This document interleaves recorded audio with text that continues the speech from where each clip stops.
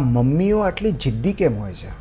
થાક લાગે છે પણ આરામ કરવો નથી, હાંફી જાય છે પણ ડૉક્ટરને બતાવવું નથી. આપણને દેખાય છે કે ચાલવામાં તકલીફ પડે છે તો કે તો ઘૂંટણનો દુખાવો છે એટલે, તો પછી ઘૂંટણના દુખાવા માટે બતાવીએ તો કે એ તો વર્ષોથી છે ને, એ ક્યાં નડે છે? મતલબ કે ગામ આખાનું ધ્યાન રાખવાનું પણ પોતાની તબિયત બગડીને બેહાલ થઈ જાય ત્યાં સુધી સહન કરવાનું. આવી દરેક મમ્મીને જાણ થાય કે સહન કરવા માટે તમને કોઈ પદ્મશ્રી નથી મળવાનો. છાતીમાં દુખે છે પણ ECG નથી કરાવવો, ઇન્ફેક્શન છે પણ દવા નથી લેવી. જિદ્દીપણાની હરીફાઈ યોજાય તો તમે ઓલિમ્પિકમાં ગોલ્ડ જીતીને આવજો, પણ ત્યાં સુધી થોડું અમારું સાંભળી લો ને. અને જો તમારે અમારી વાત માનવી જ ન હોય, જાતની કાળજી લેવી જ ન હોય, તો ઇમોશનલ બ્લેકમેલિંગ અમે તમારી પાસેથી જ શીખ્યા છીએ. અમે પણ જમવાનું બંધ કરી દઈશું, વાત વાતમાં સમ આપ્યા કરશું. એના કરતાં પ્લીઝ જાતને થોડી સાચવો ને.